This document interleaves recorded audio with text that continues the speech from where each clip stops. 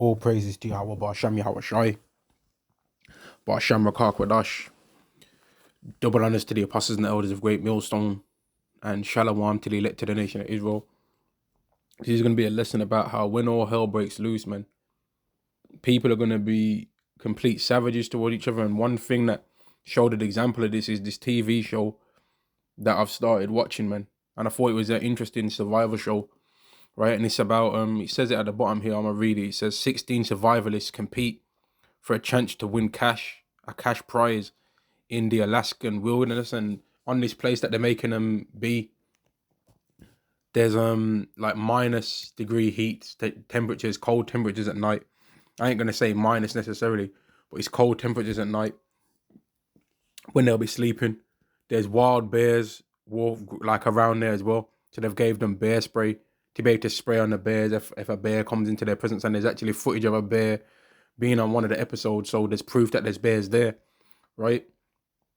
And they're trying to win £1,000,000, but they have to survive as a team, right? And I watched a few episodes of it or whatever, and within, like, I think after they've been on an island on this, not an island, in this space for like about 2 weeks, a couple of people leave because they can't handle they couldn't handle the cold temperatures, man. And this is a real show, like with real people or whatever, and they're really trying to win £1,000,000 between the team or whatever, right? And on the show, some people leave because they can't handle the temperatures. Some people get injuries. Some people drink water, and then the water's got like parasites in there, so they get sick and they keep throwing it up and they can't handle it and end up hospitalized. But after a while of people leaving, people end up start going medieval, man, and start, like, well, I ain't gonna say medieval, but they start going to where they start turning against each other, man, and they start stealing things.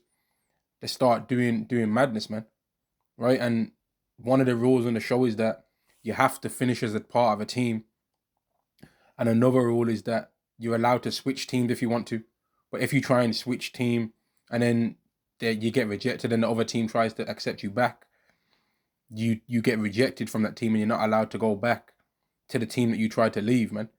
But within like about 2 weeks, these people started coming up with schemes to set people's camps on fire, to steal people's sleeping bags. You got one episode that I've seen it so far.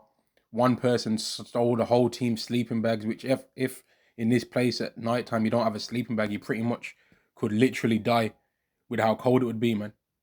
Because the way how the show's designed is for you, if you can't handle surviving, then you shoot the flare and then you leave and you get taken out by a medical team. A rescue team comes and takes you out of there, man. But this show just clearly shows that when all hell breaks loose, man, these people are going to be savages towards each other, man, right?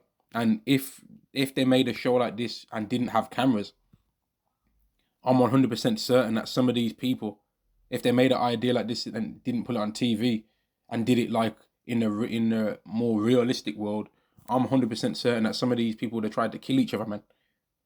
Because the guy made a damn ghillie suit in order to steal the sleeping bags. And if for people that don't know what that is, it's like a camouflage suit, man, so that he can blend in with grass, blend in with trees. And the guy damn made himself a ghillie suit to blend in with the trees and that, man, so that he could steal their sleeping bags. And let me read the scriptures, because when all hell breaks loose, that's the type of things that these people are going to be doing toward each other, man. Right? It's going to be about survival of the fittest thing, but the people that are going to be the most fit are going to be those that are spiritually fit, not those that have might in strength, man, of body. This is 2 Ezra chapter 15 and verse 14.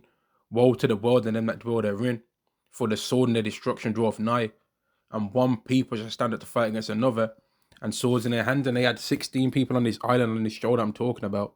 And it's proper brutal, man. They're stealing their sleeping bags and that.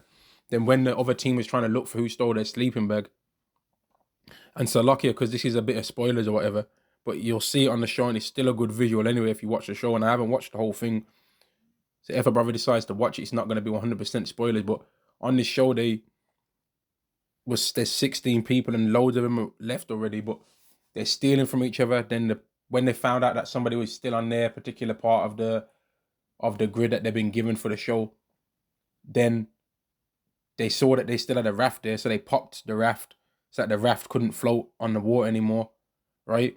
So then the guy swam across the water with the rest of the boat that remained, right? He swam across the water and didn't want to get hypothermia, so he like got down to just his shorts so that his clothes could remain dry.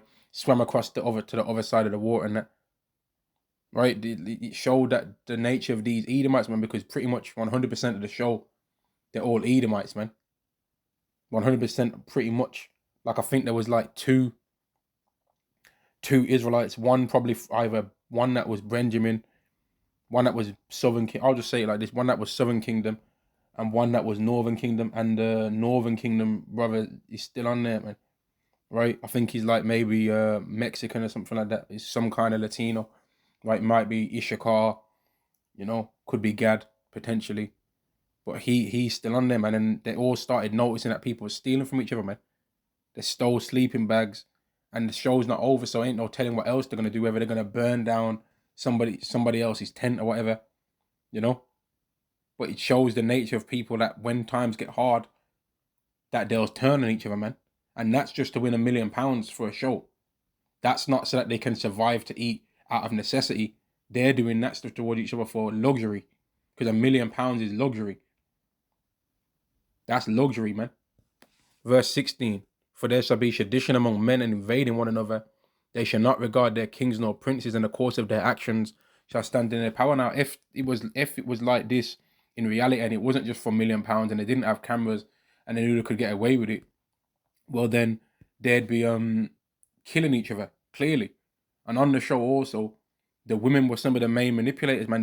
It was a woman that came up with all the ideas for the theft, all the ideas to burn down somebody else's tent. And the reason why she did that is because one of the people left from their group, man. One of the people left from their group, and you know what, Salakia, I don't think that was the reason why that woman did that. So no, she didn't necessarily have a reason to come up with that reason of doing that. But people have to watch the show anyway, man, because some episodes are skipped from my mind. But it was the women that was coming up with them that were the first ones to suggest getting physical with other groups, man, stealing or burning down tents. But obviously, as we already know about how women are, they didn't want to actually go and do it, man. So then you had the woman clapping her hands, telling the man to go across and steal, right? But he was backing her up, telling her to calm down because he's the one that's going over there to do it, man. But in the time to come, that's not even going to be running, because women ain't going to be having a say so in things like that, man. They're going to get humbled real quick, and that's why the scripture speaks about what they say in Isaiah 4:1. About 7 women are going to take hold of one man. It's not going to be 7 men taking hold of one woman in terms of seeking salvation. Anyway, that's going to be on a brutality thing because of judgments, man. That women are going to be made to be around evil men. Verse 17. A man shall desire to go into a city and shall not be able, for because of their pride the city shall be troubled, the houses shall be destroyed, and men shall be afraid. A man shall have no pity upon his neighbour, but shall destroy their houses with the sword, and spoil their goods because of the lack of bread and for great tribulation. And this is the kind of things that people was doing on this show. They stole their sleeping bags, and the woman suggested stealing just one, but the guy was like, nah, fuck that, I'm gonna steal both. And he stole both their sleeping bags, right? Hid in the bushes. He hid in the bushes, right? Then the woman was like close to the bushes, man, to the point where she almost saw him. And I was thinking, as I was watching it, if this was in real life, right, and she would have saw him, then he would have had no choice if he wanted to escape, right, to try and take her life, man. And I wouldn't be like, I don't reckon there's going to be too many seasons of this show, even though it's a good idea, because these Edomites would really suggest about like taking each other's lives, man. But they chose the right nation to put on this show anyway, because Esau is naturally a hunter anyway, man. They gave him bow and arrows and that. They gave him a bow and an arrow, a bow and 8 arrows, right? They've got things to cut wood. They've got things to make a fire, a flint to make a fire. They gave him certain things. They gave him sleeping bags and all of that kind of stuff. But they had to go out and hunt their own food and that. And it brought out the evil in people, man. After 2 weeks, people started stealing because they're trying to get that money. But that's for a luxury. And when it gets to real life and it gets to necessity, people are going to lose their minds even more, because we even saw some of it in the lockdown, man. People were stealing hand sanitizer gel, man, and tissue. You had women, not even men. I haven't seen no videos of men fighting over hand sanitizer and tissue, and that's because women know naturally within their spirit that they're dirtier than men. So they care about the whole being cleaner thing more than men because they're naturally, according to what Yahweh says, they're naturally dirtier than men. That's why the separation period for a mother having a daughter versus having a son is longer with a daughter, right? So that's the reasoning for these things, man. But this show it's a good show, man, to see how these people will switch up on each other, man. And like I said again, when the lockdown came, we saw some of that, man. People were damn near stealing from each other. People was fighting with each other for hand sanitizer gel. You know, you had shops trying to take advantage of people by tripling and doubling the prices of tissue, tripling and doubling the prices of hand sanitizer, right? You had all of this. I heard rumors. I don't know how true some of these things are, but I heard stories about how people was trying to steal food from Muslims during Ramadan because they knew that they bought more food during that time. I heard these things, man. But this show is a very good show to show how when things go bad, people lose it on each other, man.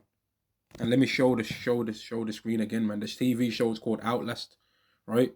It's about 16 survivalists competing for a chance to win a cash prize, man.